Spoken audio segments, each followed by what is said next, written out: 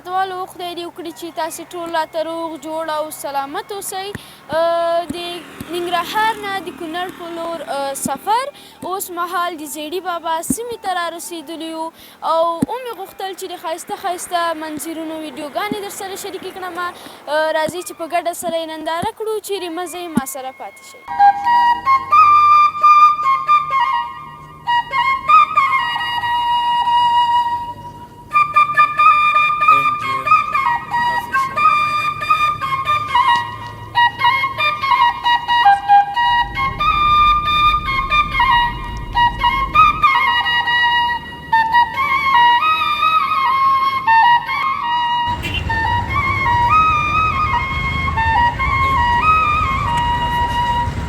سلامونه قدرمندو هیوادوالو. د کونړ ولایت مرکز اسداباد کې د سراج الدین افغان سره میلمانه یو او دلته را سره څنګ ته حاجي صاحب او سراج ورور، سبا ورور او نور ملګري هم را سره شته دي. غواړم چې دلته د یو ځینې کسانو نه ذهني پوښتنې وکړم او دلته را سره څنګ ته یو ورور ناست دی چې د تجارت په برخه کې کار کوي او دنه به د تجارت په برخه کې ذهني پوښتنه وکړو. سلام ورور، ستړی؟ وعلیکم السلام. ارمان صاحب چې بخیر کونړ ته راغلی او بیا زمونږ میلمه خوشحاله شوم په دې باندې. مننه ډېره زیاته. ځان مو راته معرفي کړئ. زما نوم احمد هجرت دی، د کونړ ولایت او د مرکز اسداباد اوسېدونکی یم او سراج الدین افغان چې مې دی دغه مې وراره دی. ډېر ښه. غوښتل مې چې تاسو نه ذهني پوښتنه وکړم، راته ځوابولی شئ؟ بس چې راته یاد ولې ته نشم ځوابولی. او شرط هم دا دی که ذهني پوښتنه مو راته ځواب نه کړه یا به یو کوچنی شی راته وایي او یا به هم یو ټوکه راته وایي. بس ته خو یې وکړه که راته یاده وه انشاءالله. سمه ده، همکاري هم نشته. پوښتنه هم دا ده چې ښار ته تلمه او 100 روپۍ مې د حاجي صاحب نه واخیستلې او 500 روپۍ مې د سراج ورور نه واخیستلې. نو ښار ته چې ورسېدلم 100 روپۍ رانه ورکې شولې. 500 را سره پاتې شولې. په 500 روپیو کې ما 300 موبایل واخیسته او 100 روپۍ مې حاجي صاحب ته ورکړلې او 100 روپۍ مې سراج ورور ته ورکړې. د حاجي صاحب را سره 900 روپۍ قرض پاتې شولې او د سراج ورور را سره 400 روپۍ قرض پاتې شولې. 900 او 400 چې سره جمع کو 1400 روپۍ راځي او دا 300 موبایل چې سره ورسره جمع کو 100 روپۍ راځي. 1400 روپۍ کېږي. 1400 روپۍ ما سره خو 1500 روپۍ وي. دا 100 روپۍ نورې پکې له کومه شوې؟ ملا نه پوهېږم نو ته مغه د مولا نصرالدین قصه کې وایي یو موږک کوهي ته ولیدلی و. کوهي ته موږک لیدلی او کلي خلک راټول شو. مولا صاحب ته ویلې چې د دې نه اوس څونه بوکي وباسو چې دا اوبه دغه شي پاکې شي. نو مولا صاحب ته دلیل نه معلوم. مولا صاحب ته دلیل نه معلوم وایي نو حیران تللی چې اوس څه ویم دې خلکو ته. ما ته خو دا نه دا دلیل نه معلوم دی چې دا اوبه پاک شي. وایي چې خلکو نه پوښتنه کړې وه چې دا موږک راتوسې په ټوپونو راغی که نه خوی راغی ورولېدو. نو خلک یې په دقیق کې حیران پاتې کړل. زه هم وروره په حیران دې پاتې کړم.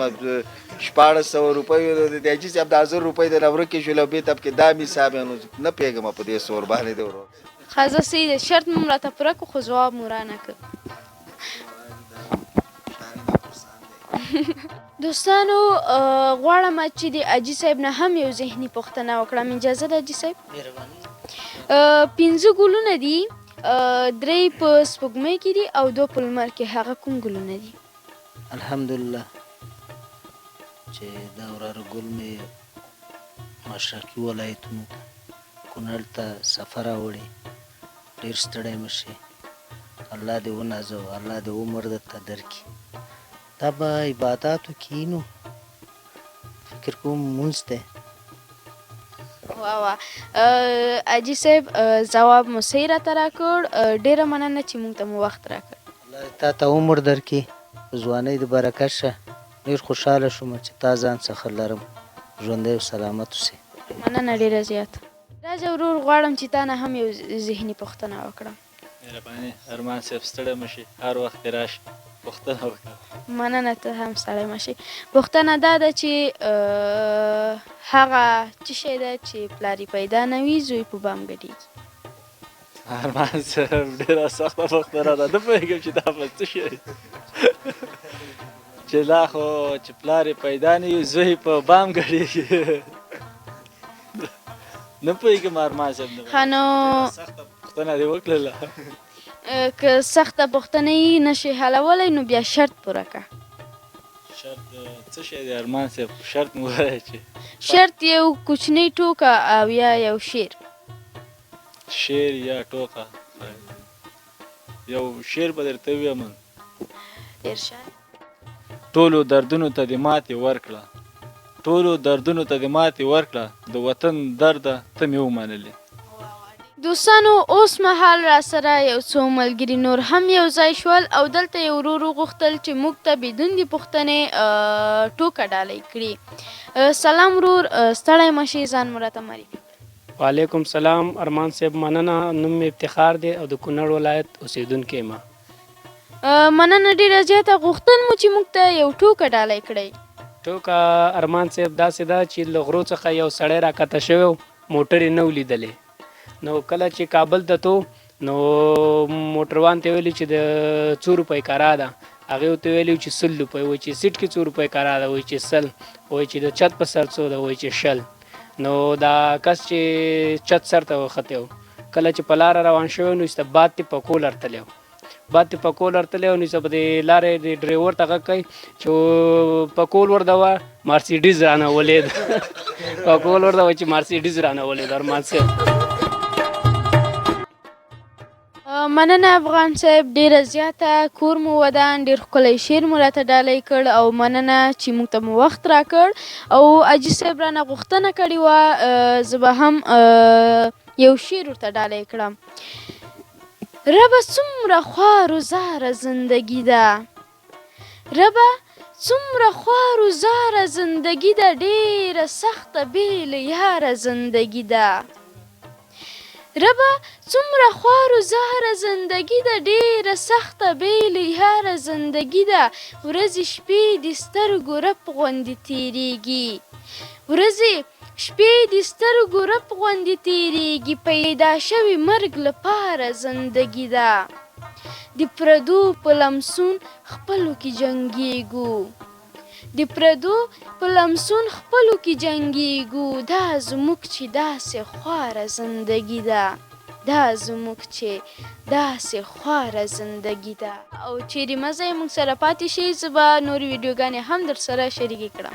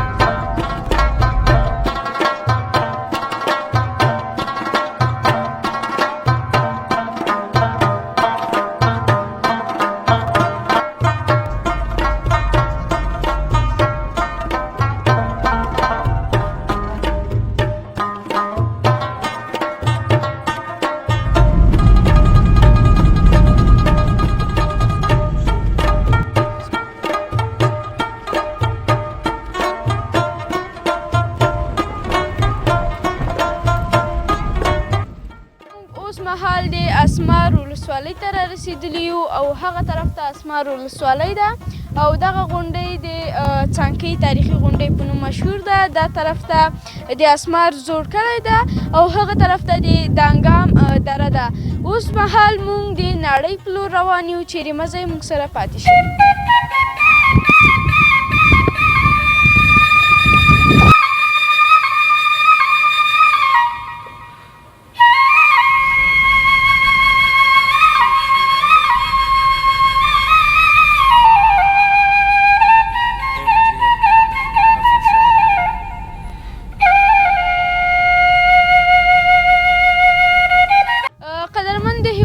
تاسو به د سور اطلاق نوم سره آشنا اوسئ او موږ هم اوس مهال د سورتاق سیمې ته را رسېدلي یو او دا هغه سیمه ده چې دلته شهید سردار محمد داود خان غوښتل چې د برق یو غټ بند جوړ کړي خو متاسفانه چې دا تاریخي پروژه په خپل طبیعي حالات پاتې شوی دی او زه د اوسني چارواکو نه هیله لرم چې په دې پروژه باندې کار وکړي او تر څو هیواد او هیوادوال د برېښنا نه برخمن شي.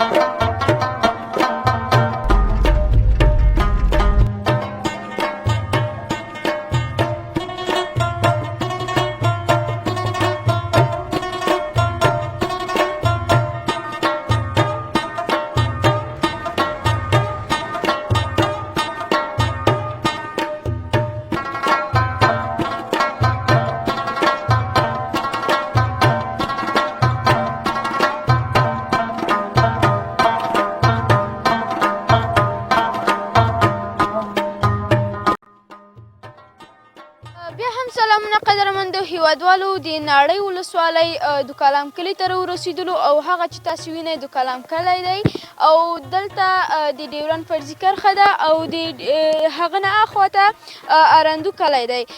کوشش کوو چې نور هم مخته لاړ شو، ما سره پاتې شئ.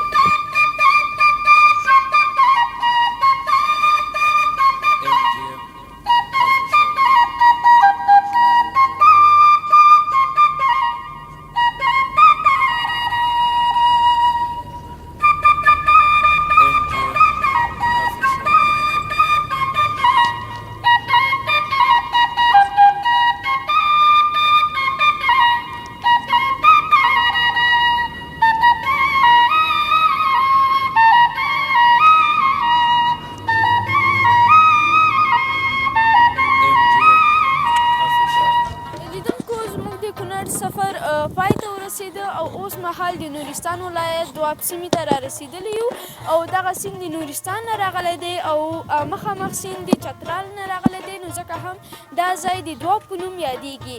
او مننه کوم د ملګرو نه چې ما سره په دې سفر کې یو ځای وو او زموږ سفر په همدې ځای پای ته ورسېده. د خدای په امان.